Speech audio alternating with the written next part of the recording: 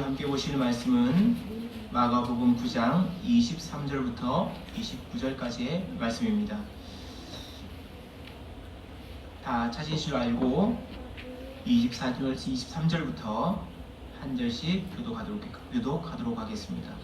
마가복음 9장 23절에서 29절까지 말씀입니다. 예수께서 이르시되 할 수 있거든이 무슨 말이냐, 믿는 자에게는 능히 하지 못할 일이 없느니라 하시니,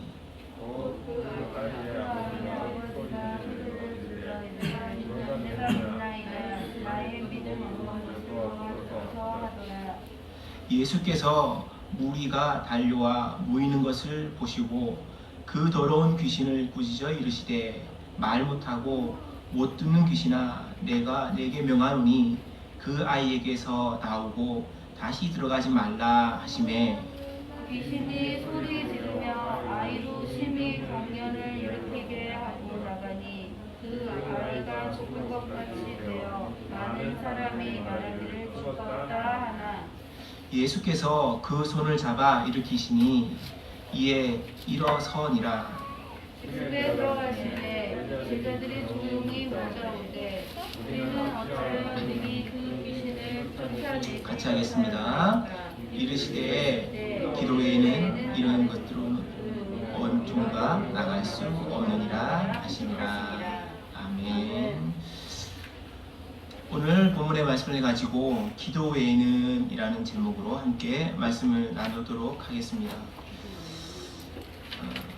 여러분, 많은 성도님들과 사역자들이 기도에 대한 이야기를 대단히 강조합니다. 어떻게 보면 개신교회, 우리 기독교회는 기도의 종교다 이렇게 말할 수도 있습니다. 많은 성도들이 기도에 강조하는 이유가 거기에 있죠. 한국 교회는 특히 기도를 강조합니다. 새벽 기도, 수요 기도회, 금요 철야 기도회, 산상 기도회, 이러면서 기도에 대해서 어마어마하게 강조했죠. 아시는 분은 다 아시겠지만 삼각산 기도원이라고 서울의 북쪽에 있는 그 지역에서 참 많은 기도로 이 나라와 이 민족을 위해 울부짖었던 사람들이 참 많았습니다. 그만큼 기도는 기독교회와 특히 개신교회의 힘이고 한국교회의 능력의 원천이다, 그렇게 말할 수 있습니다. 마태복음을 보면요, 조금 우리가 생각해볼 기도의 문제가 있습니다. 마태복음 6장 9절을 보면 이렇게 너희는 이렇게 기도하라 라고 말씀하신 후에 우리가 흔히 말하는 주기도문을, 주님이 가르쳐 주신 기도, 그 기도를 제자들에게 말해줍니다. 그리고 우리가 흔히 예배가 끝나는 기도로 주기도문을 함께 암송하기도 하지요. 우리는 기도를 하면 한결같이 기도에 대한 생각을 어떤 걸 구하는 것이다 이렇게 말합니다. 그래서 많은 분들이 기도할 때마다 이것 주시고 저것 주시고 이게 부족하고 이게 없고 내가 마음이 너무 아프고 이런 얘기. 그래서 주시고 또 주시고로 끝나는 것이 기도다, 이렇게 생각하는 경우가 있습니다. 주님이 가르치신 기도를 한번 살펴보면 참 재미있습니다. 왜냐하면 보십시오. 주님이 가르치신 기도는 당신의 이름이 거룩하게 되는 것으로 시작을 합니다. 하나님의 이름이 거룩하게 되시고 하나님의 나라가 이 땅에 임하시고 하나님의 뜻이 이 땅에서 이루어지게 하옵소서. 이게 저 서두입니다. 그리고 그 다음에 시작되는 게 공동체와 개인에 대한 기도가 시작이 됩니다. 우리에게 하루에 필요할 양식을 주시고 우리의 죄를 사해 주시고 시험에 들지 말게 하시고 악에서 구하옵소서. 이게 주님이 가르쳐주신 기도의 핵심이죠. 우리에게 성도들이 해야 되는 기도는 딱 필요한 기도는 한 가지입니다. 하나. 그게 뭐냐 하면 하루에 필요할 양식, 일용할 양식을 주시는 것. 그것 이외에는 우리가 필요한 것을 구하는 게 없습니다. 이 기도에서 사람이 실제로 필요하고 요구하고 먹고 마시고에 필요한 것은 딱 한 가지. 일용할 양식 주십시오. 요거 한 가지. 그리고 나머지는 전부 다 주님에 대한 초점이 있습니다. 주님이 이렇게 되시고 하나님이 이렇게 되시고 하나님의 뜻이 이렇게 되시고 이런 내용입니다. 주님이 원하는 것, 주님이 기뻐하시는 것에 더 초점이 있습니다. 그리고 6장 8절을 보면요 더 의미심장한 말씀이 나오는데 이런 말이 나옵니다. 마태복음 6장 8절을 보면 그러므로 그들을 본받지 말라. 구하기 전에 너희에게 있어야 할 것을 하나님 너희 아버지께서는 다 아신다. 그렇게 하고 주기도문이 시작이 됩니다. 하나님이 다 아시는데 왜 기도해야 될까요? 성도들에게 필요한 것 다 아시는데 성도들 보고 기도하라 그랬죠. 그러면 주시고 또 주시고에 대한 기도는 아니라는 말입니다. 기도의 핵심은 주시고에 있는 것이 아니라 하나님의 뜻을 이해하는 것에 있습니다. 하나님 뭘 원합니까? 이거요. 근데 많은 교회와 성도들은 주시고로 교회의 기도를 생각을 합니다. 이거 주시고요, 저거 주시고요, 그런 거. 여러분 사람들이 왜 기도할까요? 만약에 기도가 주시고로 끝나면 절에 가서 기도하는 사람이나 산당에 가서 기도하는 사람이나 나무 붙들고 기도하는 사람들과 다를 바가 없습니다. 똑같습니다. 왜냐하면 다 그렇게 기도하거든요. 그러면 우리는 또는 성경에서 말하는 기도라는 게 대체 뭘까요? 말씀을 통해 보면 우리가 지금 하고 있는 이 기도에 대해서 고민을 해봐야 합니다. 이게 교회에 꼭 필요한 거기 때문에 그렇죠. 교회가 하나님의 은혜를 입고 성도들이 하나님의 능력을 경험하는 것은 기도에 있다 그랬습니다. 그러면 기도를 제대로 하면 하나님이 능력 주신다는 거죠. 그럼 기도가 뭐냐? 이 부분에 대해서 심각하게 생각해야 됩니다. 오늘 말씀을 보면요 우리가 너무 익숙한 말씀이 두 가지가 나옵니다. 오늘 23절을 한번 볼까요? 23절을 보시면 너무 잘 아는 말씀이 나오죠. 이런 말이에요. 할 수도 있거든. 이 무슨 말이냐? 믿는 자에게는 능히 하지 못할 일이 없느니라. 또요 29절을 보면 기도 외에 다른 것으로는 이런 정도가 나갈 수 없느니라. 귀신 쫓아내는 거요. 기도로만 된다고 그럽니다. 이런 건 기도로 되는 거야. 이렇게 말씀하신 거죠. 이 두 가지가 굉장히 유명한 말씀인데 너무 잘하는 말씀인데 조금 이해를 잘못하고 있는 경향이 있습니다. 내용은 오늘 본문의 내용은 아주 간단하죠. 예수님께서 세 제자와 함께 변화산에 올라갔습니다. 다른 제자들은 산 밑에서요 귀신을 쫓아내고 열심히 뭔가를 하려고 했는데 안 되는 거죠. 한바탕 난리가 납니다. 안 되니까 서기관과 많은 사람들이 옛날은 했는데 왜 지금은 안 돼? 왜 너네들 능력 있다는데 왜 안 돼? 너네 선생님은 하는데 너희는 왜 안 돼? 그러면서 막 변론을 합니다. 논쟁을 한 거죠. 결국은 결론은 예수님이 산 위에 올라가신 후에 다른 제자들은 능력을 경험하지 못하고 능력을 나타내지 못했다는 게 핵심입니다. 그리고 다 끝났죠. 예수님이 내려오셨고 그리고 쫓아내시고 그 아이가 정상으로 돌아왔습니다. 그리고 조용하게 사적으로 모였는데 이런저런 묻습니다. 왜 예수님? 왜 우리가 안 됩니까? 왜 우리가 지금 못하지요? 이런 거예요.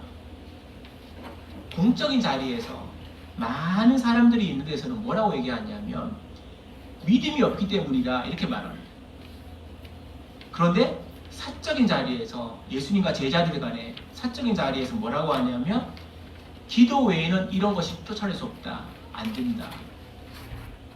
이렇게 믿음에 대한 이야기를 하고 사적인 자리에서는 기도 얘기를 합니다. 이 말이 무슨 말이냐 하면 두 가지는 아주 상당히 연관관계가 있다는 것입니다.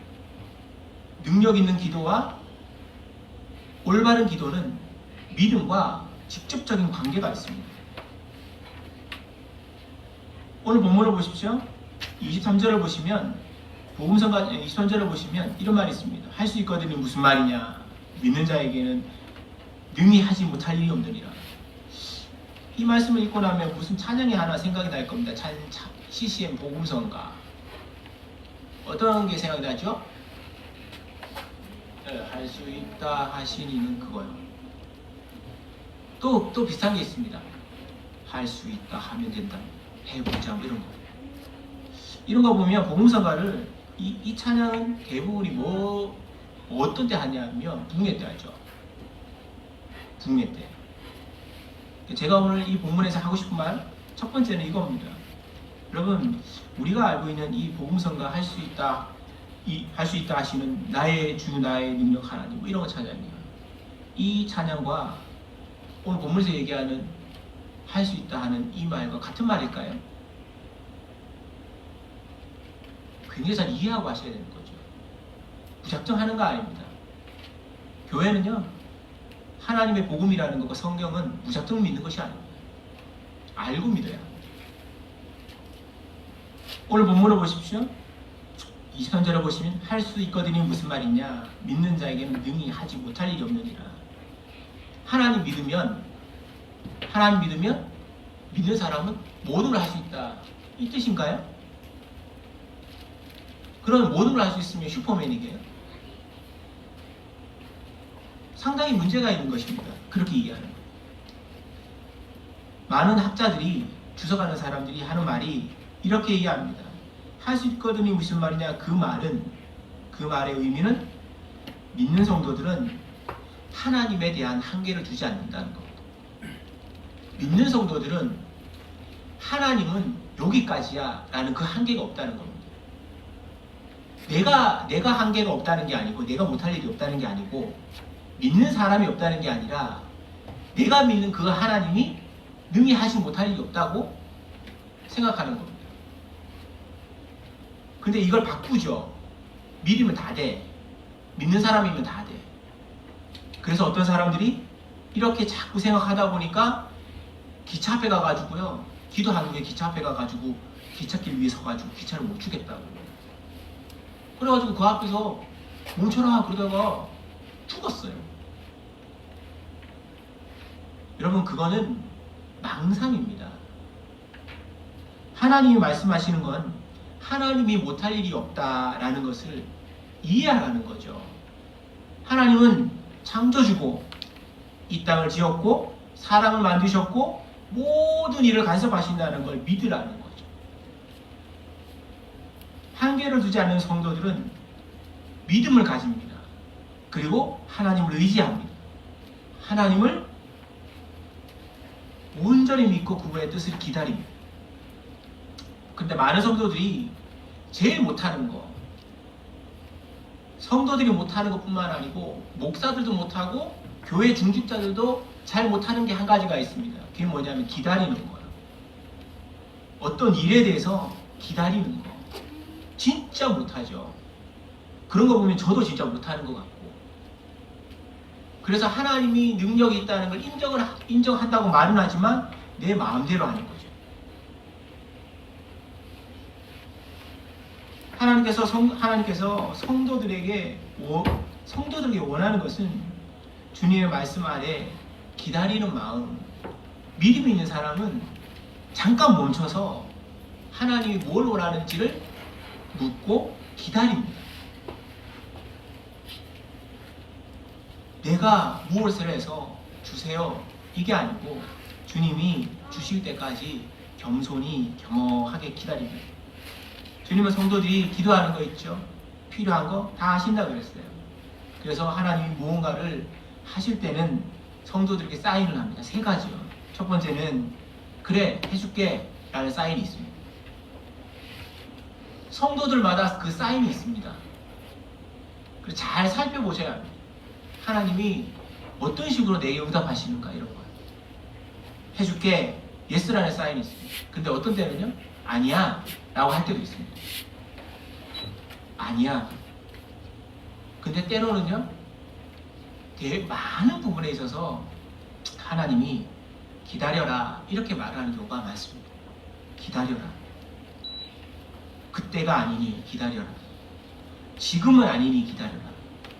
때에 맞게 좋은 것으로 최적기에 최선의 것으로 주겠다. 기다려라. 그런 식으로 하나님 하신다는 거죠. 기도하는 사람들에게 필요한 것은 기다림이죠. 그리고 하나님이 주실 것을 기대하는 것입니다. 성도들은 나의 기도의 응답이 아니라 주님이 어떤 것을 베푸실까 하는 것을 더 기대하며 살아야 합니다. 주님 이거 주세요. 저거 주세요. 하나님 능력 주시면 다 할 수 있어요. 그렇게 말하며 자기의 능력을 드러내면 그건 잘못된 겁니다. 그리고 잘못된 길로 반드시 가게 되어 있습니다. 하나님은 하나님의 때에 하나님의 방법으로 능치 못할 일이 없다는 것을 보여줍니다. 근데 많은 성도들이 그렇게 하지 않고 자기 뜻과 자기 생각대로 합니다. 교회도 그렇습니다. 어느 가정들 보면 가정도 그렇습니다. 내 마음대로, 내 뜻대로. 내가 생각해서 이렇게 되면 되겠지. 근데 대부분이 그런 일을 겪고 나면 끝이 주님 왜 이러세요? 이렇게 성도들이 얘기합니다. 자기가 한 거 생각 안 하고 주님 왜 이러세요? 하나님 뜻이라고 해서 했는데 내가 왜 이러세요? 그놈도 신앙을 버리거나 하나님을 원망하죠. 여러분, 성도들의 기도는 나의 생각을 내려놓고 십자가 아래 기다리는 것입니다. 그리고 십자가 아래에서 주님의 응답을 기대하는 것이죠. 본문에서 가장 믿음 있는 사람의 목소리는 24절에 나옵니다. 24절을 보면요, 귀신 들린 아이 아버지가 소리질러 이르되 이렇게 말해요. 내가 믿나이다. 나의 믿음 없는 것을 도와주소서. 이게 진짜 믿음 있는 사람의 행동입니다. 주님, 내가 믿음이 없습니다. 기다릴 수 있는 힘 주세요. 하나님 뜻을 이해할 수 있는 마음 주세요. 이런 거예요. 그게 진짜 하나님의 백성들이 해야 될 믿음의 기도죠. 그러면 하나님이 때에 맞게 놀라운 능력을 베풀어 줍니다. 여러분, 성도는 하나님의 능력에 한계를 두지 않고 십자가 아래 기다리는 사람들입니다. 여러분, 그렇게 보면 맨날 기다리고만 있습니까? 그리고 맨날 기다리고 가만히 있어야 합니까? 그럼 기도는 하는 거 아닙니까? 그럼 기도에 대해서 어떻게 이해해야 되느냐 하는 걸 봐야 합니다. 믿음의 성도들이 주님을 너무 신뢰해서 응답을 기다리지요. 기도합니다. 그리고 필요한 것을 하지 말아야 되냐? 아니요, 해야 돼요. 하나님이 아시니까 주님 이런 거 있는데 도와주세요. 이런 거 해야 합니다. 간절함으로.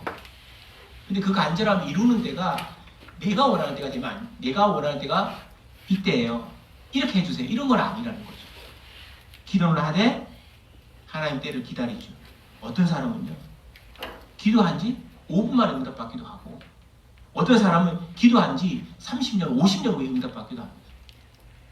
그 차이가 뭘까요? 하나님 때에 있습니다. 하나님은 가장 좋은 때에 가장 좋은 방법으로 당신의 계획을 이루어 갑니다. 근데 내가 원하는 시간에 내 뜻대로 내 방식대로 해주세요. 이건 욕심입니다. 하나님 앞에 기도하고 기다림은 인간적으로 너무나 힘든 시간입니다. 진짜 힘든 시간입니다. 그러나 돌아보면 그 길이 가장 좋은 때라는 걸 알게 됩니다. 은혜를 받고 경험하고 응답받아 보면 그때가 가장 좋았다라고 합니다. 그게 하나님의 방법이죠. 저의 개인적인 이야기를 좀 하려고 합니다. 여러분, 제가 한 4년 전에 개척을 했습니다.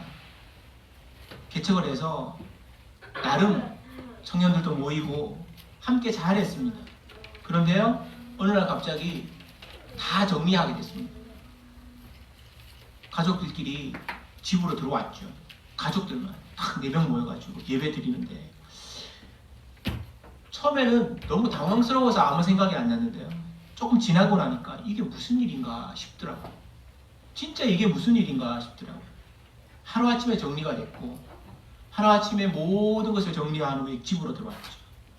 그리고 마음을 정리를 하고 정리하는데 한 오래 걸렸던 것 같아요. 그럼 먹고 살아야 되니 일을 하기 시작했습니다. 어떤 물류창고에서 일을 했거든요. 나름 참 좋았습니다. 어느 정도로 좋았냐 하면 이제 목사 안 해도 되겠다 할 정도로 좋았습니다. 이 정도면 괜찮아. 먹고 살만하니까. 그리고요, 회사에 들어간 지 한 6개월쯤 됐는데 그 회사에서 어떤 특별한 기술이 있었는데 그걸 배울 수 있는 기회가 있었습니다. 그걸 배우면 평생 밥 먹고 살기에는 지장이 없는, 진짜 평생 밥 먹고 살기에는 지장이 없는 그런 기술이 있었습니다. 저만 배우죠. 이렇게 했으면 다 해결되는. 그런데 나름 목사라고요? 기도를 해봐야 되겠다는 생각이 들었어요.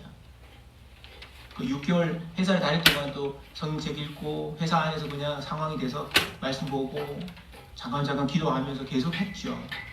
그런데 결정적인 순간 되니까 기도를 해야 되겠다 이런 마음이 들었어요. 주님의 응답이 있었습니다. 제가 기도를 하고 나니까 주님, 제가 더 이상 제 능력으로는 어느 교회에서 청빙할 것도 아니고 청빙할 수 있는 상황도 안 되고 다 안 됩니다. 하나님이 아니면, 하나님이 직접적으로 간섭하지 않으면 안 됩니다. 그리고 그 기도가 끝난 후에 보름도 되기 전에 연락이 온 곳이 있었습니다.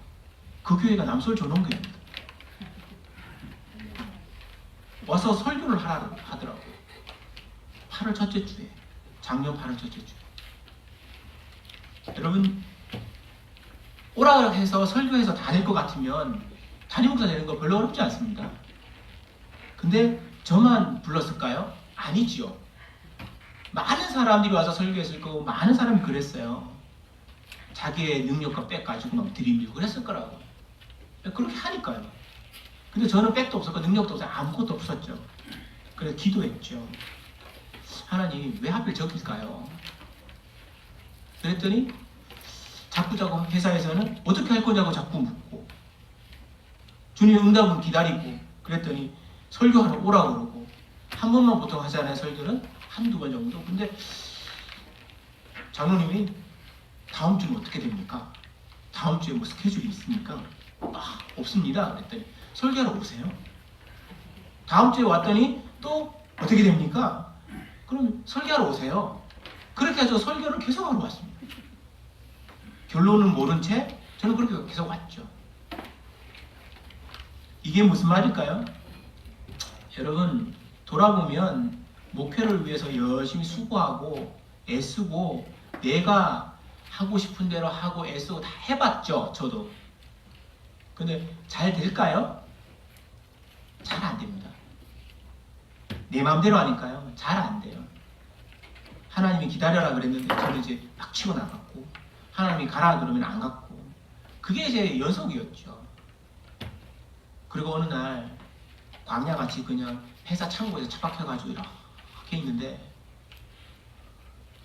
그때 하나님의 응답이 시작이 되더라고요.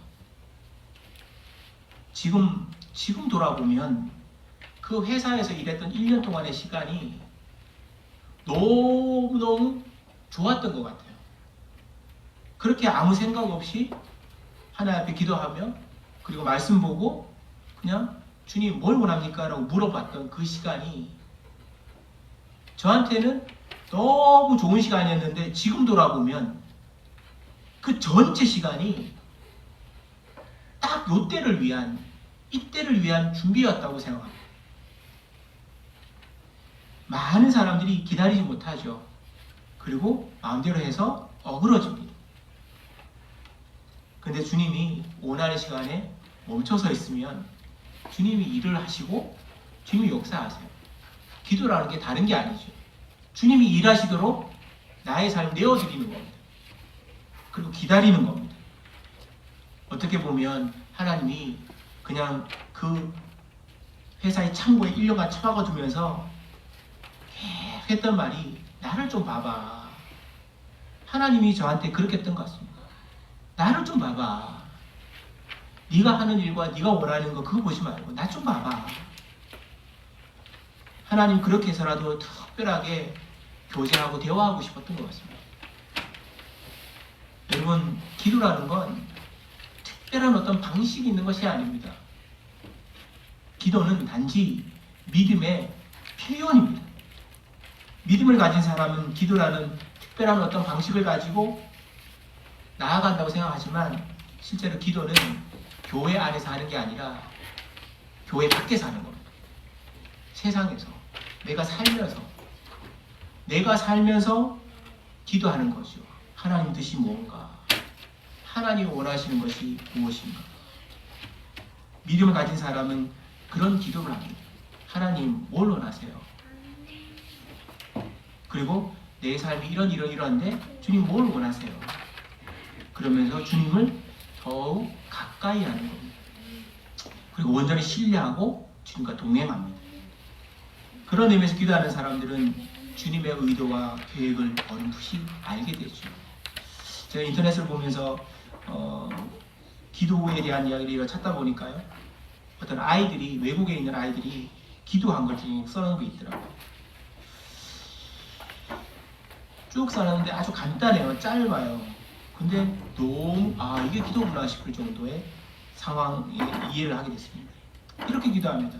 아이가 하나님이 성경에서 오른뺨을 맞으면 왼쪽 뺨을 대라고 하는데, 그런데 하나님 여동생이 눈을 찌르면 어떻게 해야 되죠?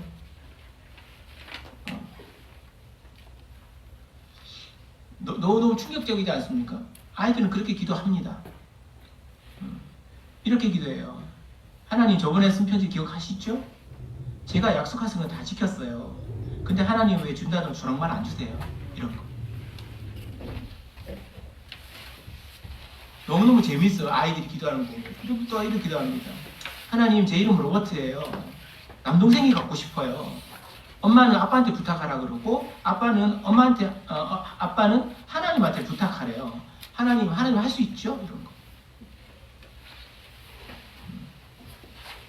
진짜 감동적인 마음, 이 기도가 이러더라고요. 하나님 레모네이드를 팔았어요. 그리고 26센트를 벌었어요. 이번 일에 조금 나눠드릴게요. 그게 아이들의 기도입니다. 왜 어린아이 같이 되어야 한다고 한지 좀 이해가 되더라고요. 아이들은 주님이 저 멀리 있다고 생각하지 않습니다.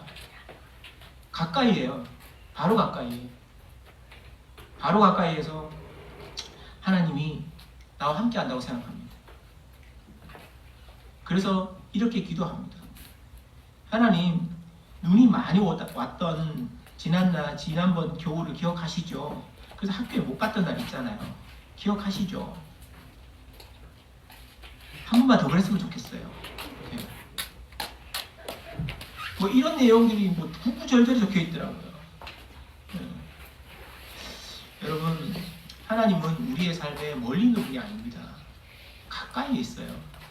성경은 그러잖아요. 너와 더 함께하겠다, 동행하겠다. 근데 많은 교회들이, 많은 성도들이 하나님 저 멀리 있는 것처럼 생각합니다. 교회 안에 있으면 하나님 있는 것처럼, 교회 밖을 떠나면 하나님 없는 것처럼. 근데 하나님은 항상 함께 하신다고 했어요. 함께 하신다. 교회 공동체는 이런 하나님과 동행한다는 걸 이해해야 합니다. 단순히 무언가를 기도하는 정도가 아니라 하나님의 손발이 되어 수고하는 공동체가 되기 위해 하나님 뜻을 이해할 필요가 있습니다. 하나님이 우리 교회에 원하는 게 뭐지요? 이렇게. 그래서 할 수 있다 하면 된다. 해보자. 그게 아니라 하나님을 인정해 드리면 됩니다. 하나님 능력 있으시고 모든 걸 할 수 있으시고 모든 것 위에 그 위에 계시고.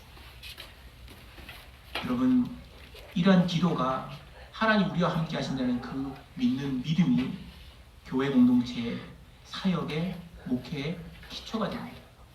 성도들은 그런 기도를 하셔야 하고 목사들은 그걸 믿고 나아갑니다.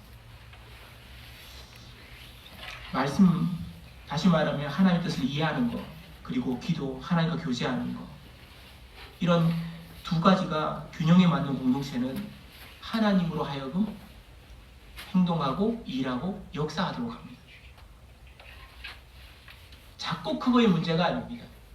숫자가 많이 보이고 적고의 문제가 아닙니다. 교회는 하나님의 뜻을 이해하는 것이 필요합니다. 그게 기도입니다. 하나님이 역사하시는 공동체는 그 순간 그리고 순간순간마다 하나님 함께 하신다는 걸 알고 기도하고 기다려야 합니다. 기도는 특별한 예배 드릴 때 하는 것이 아니죠. 숨을 쉬듯이 매번마다 하는 것이고 주님이 나와 함께 동행하고 내 옆에 계시다고 내 아래 계신다는 것을 이해하고 살아가는 것, 그것이 기도입니다. 그래서 날마다 교제하는 거죠. 헨리 나우맨이 라는 유명한 신학자가 있습니다. 그 사람이 책에서 이 본문을 보면서 얘기한 게 있습니다. 제자들이 능력 있는 삶을 실패하는 건 뭔가, 그리고 그가 내린 결론이 이런 겁니다. 그들은 결핍된 믿음을 가졌고 기도가 충분하지 못했다. 기도가 약했다. 이렇게 진단합니다. 이 진단의 핵심은 그들이 예수님을 떠나니까, 예수님 산이 올라가니까 함께 하지 않은 것처럼, 동행하지 않은 것처럼 생각했다는 거죠. 하나님은 함께 하신다. 예수님이 함께 하신다고 믿는 그 믿음이 약하다는 거죠. 그 사람이 쓴 그 책을 쓴 시대가 미국의 70년대인데 미국 교회가 이런 심각한 문제에 봉착했다고 진단합니다. 그 당시에 현실을 적응하면서 이런 말을 합니다. 우리는 영성과 사역을, 기도와 예배를 분리하는 유혹에 빠졌다. 마귀들이 말합니다. 우리는 너무 바빠서 기도하지 못하고, 필요한 것이 너무 많아서 예배 참석하지 못하고, 사람들이 너무 많아서 반응해 주지 못하고, 상처가 너무 많아서 고쳐주지 못해. 그들을 하나님께로 인도하는 것이 힘들어. 여러분, 그게 힘들까요? 아니에요. 그런 사람은 하나님께로 인도하는 것이 더 빠릅니다.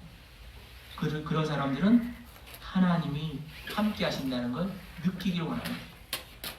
그리고 이렇게 말하죠. 기도는 사치고 자유로운 시간에 해야 될 일이고 일이 없는 날에 해야 될 일이고 휴가 기간에 해야 될 그 일이 기도다. 하나님 없는 것처럼 살아도 된다는 거죠. 우리는 그렇지 않나요? 우리 교회는 그렇지 않나요? 돌아보면 참 부끄러운 일이 많습니다. 우리의 삶과 예배를 구분하고 기도와 삶을 구분하고 나의 삶과 교회의 생활을 구분하고 믿음과 말씀을 구분하고 모든 것을 구분해서 내 마음대로 필요할 때는 하나님이고 필요 없을 때는 남이 되는 그런 일을 하지 않는지 돌아보게 됩니다. 하나님의 말씀과 우리의 자녀의 교육을 분리하고 있다면 그건 잘못된 거고 기도하지 않는 죄입니다. 나의 삶의 목적과 우리를 부르신 하나님의 목적이 다르다면 그건 잘못된 겁니다. 기도하지 않는 거죠. 믿음과 기도가 분리되지 않듯 삶과 신앙도 분리되지 않습니다. 똑같아야 합니다. 믿음 있는 성도들은 하나님의 능력에 한계를 두지 않습니다. 한계를 두지 않는 성도들은 무언가를 하고 행동하는 것이 아니라 예수님과 성령과 동행하고 교제하는 것을 원합니다. 그렇게 합니다. 날마다 주님 내 옆에서 지켜보고 계신다고 의식하는 거죠. 어떤 학교에 교훈이 급훈이라고 하죠. 학교에 급훈이 액자로 다 이렇게 해서 벽에 붙여놨는데요. 급훈이 뭘까요? 뭐라고 적혀있는지 아세요? 엄마가 보고 있다. 엄마가 보고 있다. 뭐 여러 가지 재밌는 얘기가 있는데 제일 재밌는 건 엄마가 보고 있다. 여러분, 그 푼을 그렇게 적어놓고 아이들에게 엄마가 보고 있다 그러면 아이들은 그렇게 느낍니다. 실제로. 근데 우리의 삶을 주님이 보고 있다. 그러면 말씀과 기도가 말씀과 삶이 분리가 될까요? 여러분 주님 지켜보고 계세요. 그리고 달아보세요. 그걸 교회가 하나님 앞에 잘 하고 있는지 못하고 있는지 하나님 달아보신다고요. 우리의 자녀가 믿음을 잘 하고 있는지 자녀를 달아보는 게 아니고 부모를 달아보십니다. 그게 두려운 거죠. 참 두렵습니다. 그게. 그리고 그것 때문에 기도합니다. 여러분 우리의 삶에 한계를 두고 있다면, 하나님에 대한 한계를 두고 있다면 그건 불신앙입니다. 신앙이 없는, 부족한 게 아니라 불신앙입니다. 하나님의 교회가 하나님에 대한 능력을 한계하고 있다면, 한계를 짓고 있다면 그건 교회가 아닙니다. 하나님은 한계가 없는 분입니다. 교회가 그걸 믿는다면 하나님 때를 기다리셔야 돼요. 그리고 그 때가 되기까지 준비하셔야 됩니다. 기도로 준비하고 말씀으로 준비하고, 그리고 여러 가지 우리 교회 입장에서는 많은 성도들이 와서 쉴 수 있는 공간과 안락한 환경을 위해 그걸 준비하셔야 됩니다. 그 준비하고 나면 하나님이 때에 맞게 사람을 보내실 거라고. 어떤 집사님하고 대화를 하면서 그러더라고요. 남솔저롱교회는 반드시 붕합니다. 코로나 이 상황이 되었기 때문에 붕하는 게 아니라 이 상황에 의해서 더욱더 빠르게 붕합니다. 준비가 된다면. 집사님이 그러세요. 어떤 집사님이, 우리와 함께하는 집사님이 그래요. 목사보다요 더 믿음 좋으세요. 그 집사님이 저보다 믿음 좋고 저보다 교회를 더 잘 아세요. 너무 그게 감사하더라고요. 여러분 기도하면 나의 생각을 내리고 하나님의 뜻을 찾습니다. 그리고 하나님이 의도하는 것이 무엇인지를 조금은 분별합니다. 조금은 그 분별하는 것을 알게 됩니다. 그리고 그 뜻을, 하나님의 능력을 믿게 되죠. 여러분 날마다 주님과 교제해서 하나님의 뜻이 무엇인지를 구별하는 사람을 소문되시고 남솔 조롱이 되기를 축복합니다.